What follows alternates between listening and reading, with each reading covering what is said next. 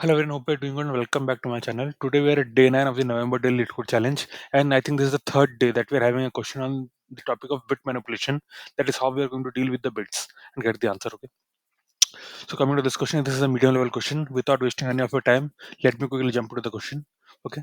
First 5 minutes we will be spending on the description of the question. And if you have already gone to the description, you can just quickly skip 1 minute. Okay. So what is the question? It's 3133 minimum array end. Okay. So what they're basically saying is we will be given two inputs. Okay. And finally have to return a integer output. Okay. In this particular video, I will be showing the solution of both Python and Java, by the way. Okay. So if you're waiting for Java, just pause a bit. Let me explain the question. Then quickly I will go through the dry run and I will show the code for both the solutions. Okay. Python and Java. So you're given two integers n and x, as you can see in the input. Okay, you have to construct an array of positive integer nums of size n. Okay, the answer should be of size n. Okay, for example, in this they're constructing this. Okay, this need not be returned, but yeah, just remember the array to be constructed is of size n. Okay, where okay, these many things. Okay, I plus 1 is greater than num size. Okay, what they're trying to say is like every integer here should be, for example, if I am at I, then it should be greater than I am minus 1. Okay, similarly, if for whichever I you take, it should be greater than its past element. Okay, as simple as that. That's what they are trying to say here. Okay, is greater than nums of I. Okay, and result of the bitwise and operation between all the elements of nums is x. Okay, the most important part here is, see, one property is very clear. Every element has to be greater than its previous element. Okay, for example, 4 has to be smaller than 5, that is 5 has to be greater than 4, 6 has to be greater than 5. Okay, this property that you have to satisfy here. One thing is clear. Next thing is, if you take the AND operation, okay, of any of these two, okay, you are always going to get what is the x. Okay, what is x. Okay, if you do AND of these two, okay, you're going to get 4. If you do AND of these two, you are going to get 4 again. Okay, anything. Okay, even 4 and 6, if you do AND, okay, you are going to get 4 again. That is what they're trying to say. And the result of bitwise AND operation between all elements of nums is x. That's what they're trying to tell you. Okay, see, AND operation basically means that whichever bit is okay. Yesterday I gave you a chat in which we are understanding the XOR operations for this, because AND is very popular. I'm not showing you that chat, but you can just Google search and try to understand what is happening with AND basically means that only if both the bits, remember, first of all, and here I'm talking about a bitwise operation. Okay, it's not something that you might be thinking which are other than this. Okay, and is a bitwise operation, and basically means that if both the bits are 1, only then the answer will be 1. In every other case, it will not be 1. Okay, as simple as that. It's very clear. Okay, there is no ambiguousness in this. If both the bits are 1, the result will be 1. Otherwise, it's not possible. Okay, what we have to do is return the minimum value of nums of n minus 1. So first of all, what we have to do, we have to construct array like this, such that, okay, the constraint here is that, yeah, the constraint is we have to construct array such that the elements are increasing, that is, they are strictly increasing. Okay, that is the one thing. All the elements should be greater than the other, the past element. Other than that, the XOR of any two should be equal to 4. Okay, and how many elements should be there in the array? You have to get 3 elements in the array, and finally you have to return the last element. Okay, as such here. Okay, pause the video, take a minute to go through the question. Okay, I think I have explained too much, but yeah, if you're reading for the first time, you may not be getting what I am saying. Okay, just pause the video, take your time, and try to understand this question, and then come back and join this video. Okay, because here the starting part is not much. If you read the question, I don't think you will get much hint of what is happening. But if you try to analyze what we are doing, then you will get to understand what is the real question about. Okay, these things you can see, but I hope these are of no use. I will explain why. Okay, so let us quickly jump to the solution. I am assuming that you have understood the question and then you are proceeding. Okay, so first of all, I will do a dry run and I will tell you. Okay, so first of all, like every time you do, if you are getting this kind of questions, okay, in a live interview, the first thing that you should do is this kind of calculations. Okay, to understand how many bits will be required. I also did that, but let me tell you, this will not be useful in this case, because the way we are doing things, this will be exceeded. Okay, here I am getting that for a value of 10 power 8, which you saw in the constraints, right? Which you saw in the constraints. Yeah, how many bits you will require? So basically, we require 27 bits. Okay, this calculation I've shown in the yesterday's video also. So I'm not explaining much here, but the idea here is, see, the value that you're going to get in the input is like this, but the value that you have to form, okay, that they're not saying anything about that. How much the range should be for the answer, that they're not mentioning in any of the constraints. Okay, so we don't know that, and anyway, like after solving this, I know that these things will be crossed. So this is of no use to us. Okay, so we'll just ignore this part. Okay, next, come here. First of all, let us say x has a binary operation like this. Okay, see, please follow this diagram. If you are getting this diagram, I'm damn sure that the question is nothing for you. Okay, it's all about decoding the syntax, right? It's all about that. So let us say if the binary operation of x, okay, is like this. Okay, there are certain zeros, there are certain ones. Okay, any number in the array must have a binary representation of the form like this. Okay, the idea here is, see, the if you do AND of any two integers, okay, you have to get this. So if can you quickly tell me what should be the first element of this? Always the first element of the array that we're going to form is going to be x only. Why? Because see, we have to find the minimum possible element as one. Okay, we have to find minimum. See, if I go below 4, that is in this case axis 4, if I go below 4, will I be getting the binary representation of 4? That is no chance that I will be getting that. Okay, so the first element of the array is always going to be 4 only, right? Then we have to proceed from that to the last element, and then we have to return the last element. Okay, see, one thing is clear, it is going to be 4. Example, in this it is 4, here it is axis 7, so the first element of this is going to be 7. Okay, as simple as that. Because the constraint they're given is we have to form the n minus 1, which is minimum. So the because we have to find the minimum one, so what we can do is we can take x itself as the first element of the array, and then we have to find the second element, third element, and so on. Okay, such that they are greater. At the same time, the end of these all should be getting any end of any of these two should be getting 4. Okay, so let us see what we can do now. So let us say if has this particular binary representation. Okay, so any number in the array must have a binary representation of the form this, that is like this. Okay, other, why I'm saying like this, see here, if I do and, okay, if I do and of this, will I be getting that or not? Okay, will I be getting x or not? That is the basic idea, right? I will be getting x. Okay, that is the basic idea here, because see, wherever zeros are present, okay, those things only I can be replacing the things. Okay, I hope you are assuming what I'm saying. Okay, see, wherever zeros are present here, if you see these are zeros, this is a third zero. Okay, there I'm writing a question mark. Why I'm writing question mark? Because these are the only places which I can change. Okay, which I can change in such a way that, okay, the result doesn't modify. Because see, while doing and what I have to ensure, see, these places have one that I cannot change here. Okay, why I cannot change? Because and operation is totally about the number of ones, right? If there are ones in both the places, only then the result will have that particular one, right? Because of that reason I cannot change. But remember one thing, see, here zeros are present, right? So whenever you do and whatever be the equivalent in the other field, that will be turned to zero. Okay, so here I'm writing question marks first of all. Okay, I'm writing question marks. Now I have to find an integer which, for example, see, I have 4 now, but how to get to 5? Okay, so what we will do is these particular things, okay, I have to replace with something. Okay, what it could be, see, that's what I'm trying to say here. Smallest replace, okay, smallest number for them could be replace this thing with 000. Okay, so for example, wherever this question mark is there, just replace with 000.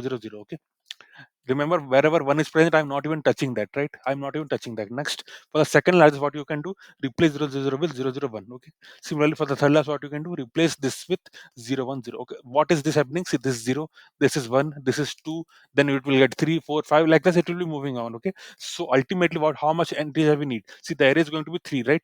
The array is, for example, in this case, it's going to be n integers.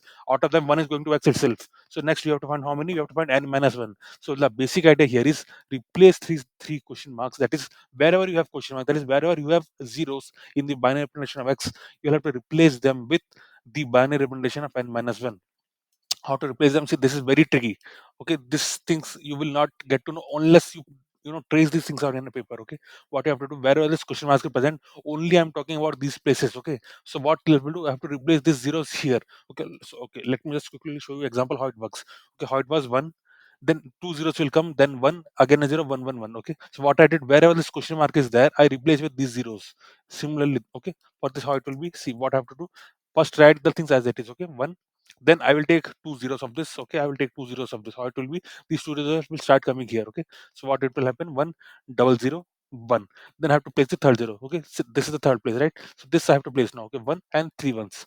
This is how it will look basically. Okay, so this is going to the first the smallest, this is going to the second smallest, and this is going to be the third smallest. Okay, how the third smallest will look like, same, take the one as it is. Okay, then start replacing. I have two question marks, so I will replace them with the first two of this. Okay, as simple as that. I will replace with them with the first of this. It is 0, 1. Okay, sorry, 0, 1. Next, I again have a 1. Then I have a question mark here again. So what the question mark will be replaced with? It will be replaced with a 0. Why? Because here the third one is 0. Okay, as simple as that. 0 and then 3 ones. As simple as that. I did that. Okay, so this is going to be my next next after x. This will be my next element here. Okay, like you have 5. Similarly, I will have this. Then I will have this. Then I will have this. Like this, I will be having one. Okay, but how many we need? We need n minus 1, because see, the array should have 3. That is, array should have n. Out of them, one is going to x itself. So how many more we need? We need n minus 1. So what we'll do is this question marks we need to replace with the binary equivalent of n minus 1. That's what I'm trying to show you. Okay, this particular thing you have to replace with the binary equivalent of n minus 1. Okay, so this is all about this question. Okay, I am not going to frame this array at all. What I will doing, just convert x to its binary representation. Okay, in this, try to find what are the positions of the 0. Okay, based on those positions of the 0, what you have to do, basically you have to replace them with these things. Okay, as simple as that. Okay, I hope you're getting it. if you want, you can pause the video here, try to understand what is happening, and then come back and join. Okay. So I will just quickly show you the Python code quickly, and then we will be going to the Java solution. Okay. So I'm taking the same thing here. Okay. Get the binary equivalent of x. Okay. In yesterday's video, I've already mentioned what is this I'm doing. See, whenever in Python I take the binary equivalent, the first two characters will be 0 and b. I don't need them, I just need the binary part. So I'm starting from the second index onwards. Okay. Just take the binary equivalent of x. Okay. As simple as that. Start making an answer. Okay. This will be my final answer, which will have the binary representation of my answer. Okay. As simple as that. I need the binary representation of n minus 1. Okay. Take the n minus 1, get its binary representation. Okay. Because see, I will need the binary representation here, right? I will need that. This is the binary representation of x. This is the binary representation of n minus 1. Okay. What I'm going to do now my calculation will start. Okay. I'm starting j with the binary representation, that is the length. Okay. This particular array, whatever is the length, I will do minus 1 on that. So that I get the last index of it. Okay. So j is going to point to the last index of this particular thing. Okay. So what I'm going to do now, I will go through each element of this binary equivalent of x in a reverse order. Okay. Why in a reverse order? Because see, I want this question mark to come first. As simple as that. This will be replaced with the last of this. Okay. Similarly, these two will be replaced with, yeah, these two will be replaced with this two. Okay. That's what I'm trying to show you. Okay. I'll be, this thing why I'm doing, because I'm reversing it. Okay. I want to start from the last. That is, I'm going from right towards left. Okay. From right towards left. Okay. So that is from LSB towards MSB. Okay. That's what I'm doing. Same will be for this. Okay. Binary equivalent of nums minus one also. Okay. First of all, what I'm doing, I will be each digit of this in a reverse order. Okay. So if I is equal to 1, okay, then simply append it to the answer as it is. Okay. Because once I don't want to touch. As simple as that. Okay. One thing is done. Next, what I'm doing, see, this case, if it is not, that means the binary equivalent of x has 0 in that place. Okay. That is I 0. Okay. Remember this. If this is not true, that means I is equal to 0. Then we have two cases to fill. Okay. What are they? Then I'm checking if j is greater than 0 or not. That is whether I have some values here in that. Okay. For that position, if j is greater than 0 or not. Remember, this is the loop for I. J, I am, externally controlling it. Okay. J, I will be controlling externally. So if j is greater than 0, what I'm doing, answer, I will be appending this. Okay.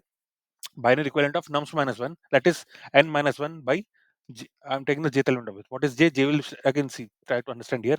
See, this is going to be your binary equivalent of your n minus 1. Okay. Let us assume. Okay. Because I'm not, see, based on the assume you have a binary equivalent of n minus 1, there also I'm going to start from the reverse. Okay. That is from the last element. So how I'm controlling that, using j. J is will be the last index initially of that. Okay. So I'm taking the last index of that. Okay. Then I'm doing j is equal to j minus 1, as simple as that. Okay. If this is not true, okay, what I'm doing, that is the the I is also 0, that is the binary in this particular array, that field is 0. Okay. Here the binary equivalent I've already inserted, that still I have, a pending, that is I will be appending 0 as it is. Okay. That is I am appending 0 as it is here. Okay. As simple as that. Once this for loop is over, I will be just quickly checking this part itself. Okay. This part I will be checking in a for loop till j is greater than 0, greater than equal to 0. Append everything that is there in the the n minus 1 binary representation, that just take as it is and append it to my answer.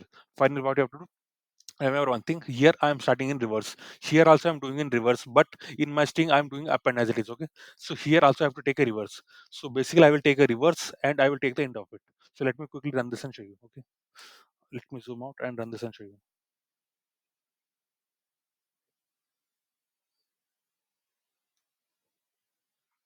As you can see, it is clearing all the test cases, and yeah, just keep moving. And the third test case, which I have implemented on my own, it's going to be one of the edge cases. Okay, I can give this in the comment section. If your code clears this case, then by default it will be clearing all the test cases. Okay, this is one of the largest test cases. Okay, now this was all about the Python solution. Okay, here what you will get to learn is these things: how to take the binary of it. Okay, here I have took the binary like this. How to take the exact digits behind it. Okay, as simple as that. Other than that, yeah, how to reverse the string, and yeah, how to get its integer form. These are something that you will get to learn here. Okay. Now let us quickly jump to the Java solution. Okay.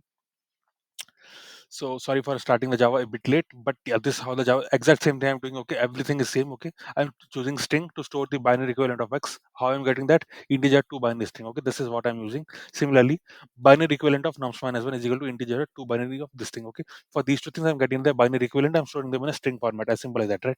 For framing my answer, I'm using a string builder because there will be a lot of append operations. So I'm not going to use a string. Remember, string is immutable in Python. That is, if you're doing any append operations and all, it will take off, and that is, it will create a new string, copy the existing string content, then insert a new value. So that is two costly operations. I'm using a string builder for now.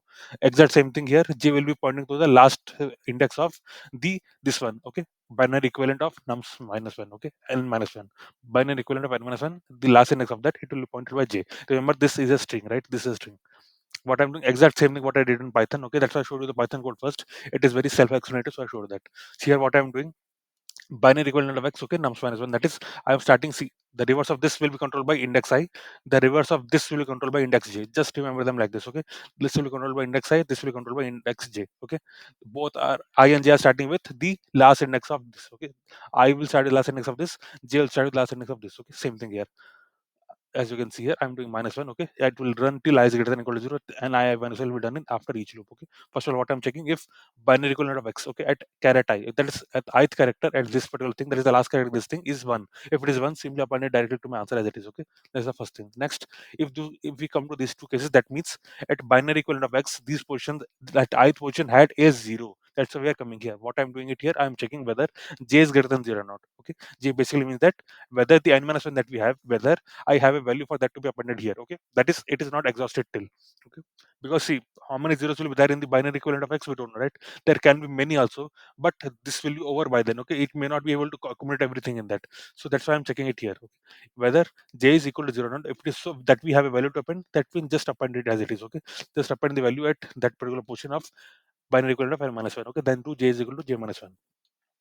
If this is also not true, that means we don't have any value in the num n minus 1 array to append. That means we'll append the real value what is there in the binary equivalent of x. Same thing, that is 0 is there, we'll append 0 only, right? Once we come out of it, just for a safer reason, just to be on safer side, we will doing that, okay? If let us some values are left in that binary equivalent of n minus 1, append them also to the answer. Finally, what I'm doing, I'm using the long dot parse, because see, if you see the return type here, it is long. That's why I mentioned in the Python code also, what I mentioned the same thing. See, this part will not be of use to you, because see, it will be basically crossing the 31 length. That is, normally in integer will be stored in 31 bits, okay? That is 4 bytes, but this will be crossing that, okay? So basically we are going to go for long now, okay, in Java. But in Python you don't need that, okay? In Python you don't have such constraints like what is going to be a specific length of it. Python modifies the length based on the input, okay? So here if you see, I'm just using int itself to convert it, okay? I don't need to use any float or such things like that, okay? By the way, not float, I'm talking about long. So yeah, in Java, since it is very specific language, you will have to first of all specify the kind of space that you're trying to allot. So you have to specify the data type. Here the return type is long, so I will also have to use the long, okay? I'm using long dot parse long, okay?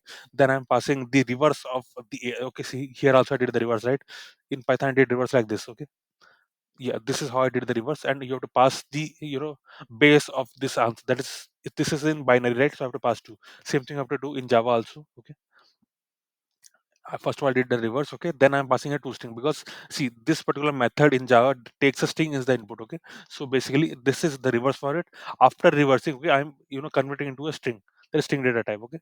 Then I'm passing 2 in the second parameter. 2 is basically denoting the base of this particular thing, okay? That is, it is binary, that's what I'm trying to represent using this 2. Then I'm passing it. Let me quickly run this and show you. This also will run for the same 3 test cases. The third one is something that I manually inserted in that, okay?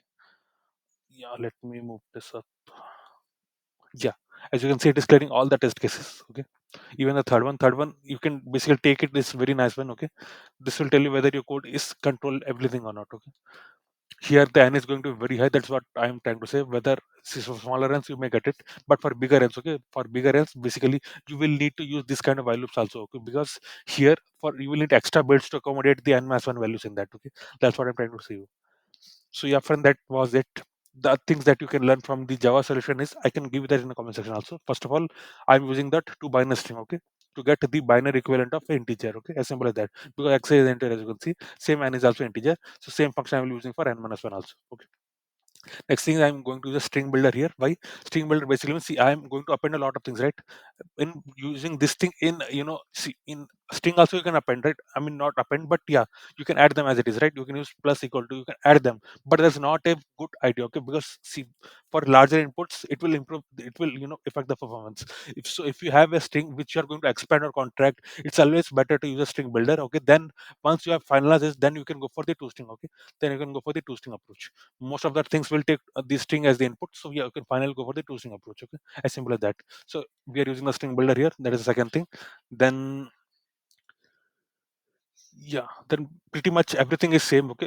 To refer the characters we are using the caret function, okay? And finally yeah, we are using the append function to add a thing to the string builder. Okay, to add something to the string builder. Okay, and yeah, rest all things are pretty much the same. Okay, there is nothing much here. It's a while loop, it's an entry down loop, and yeah, as it is similarly for the for is ending here after the for loop. I'm just trying to see whether, see this condition. Okay, this condition is still pending or not. Okay, that's what I'm trying to, if there is some still, okay, in the binary correct equivalent of n-1, if there is anything still pending to be recorded in answer, that's what I'm trying to check. If it is so, this will be executed.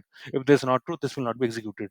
This is also one of the reasons why I, I declared, okay, just a second, I declared, j outside the for loop. Okay, basically, if you declare, so for example, the size declare inside the for loop, so once I come out of this particular for loop, I will not have any significance. I cannot use I, right? Similarly, that's why I defined j outside the for loop, so that once it comes out, still I have the control over the j, so I can pass the remaining things if anything is left. Okay, if anything is left, if this condition is still not true, then we will not enter this while loop. Okay, this was all, friends. See, the whole idea, see, code you can write on your own, but the whole concept is here. Okay, this whole concept will only get when you take a pen and paper and try to, understand what is happening. See, why if they are having same end and not, see how, if they are having same end, what is the first thing to start at? It will be always x. Okay, these things only will come based on observations. Okay, you have to take multiple cases and you have to see why that thing is happening, and then only you will get it. For example, here x is 7, that's why the first int is going to be 7. From 7 I will try to modify and get this 7, this thing. Okay, that is the basic idea here. So okay, like let me just quickly do this one for you. Okay, so what is 7 basically? It is, you can take any number of zeros you want, then you have three ones at the last. Okay, you have to add three ones at last. This is going to be 7. Okay, so this is my 7. Next what I have to do is I have to find 15. Okay, here n is 2. Here n is 2. So what is n? By the way, it is 0 and 1. Okay, now I have to see first digit, I got it as it is. Okay, first this I got it as it is. Okay, next I have to find 15. How to do it? Okay, what I have to do now?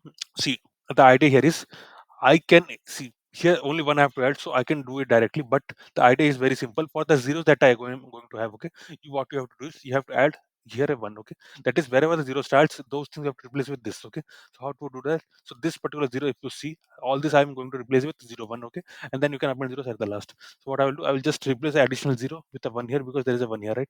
And if you find the binary equivalent of this, okay, it is going to be 15. That's what is 15, right? That's what I wanted to show you. So yeah, friend, that was all for today. This was a really nice question. Okay, I really enjoyed solving it.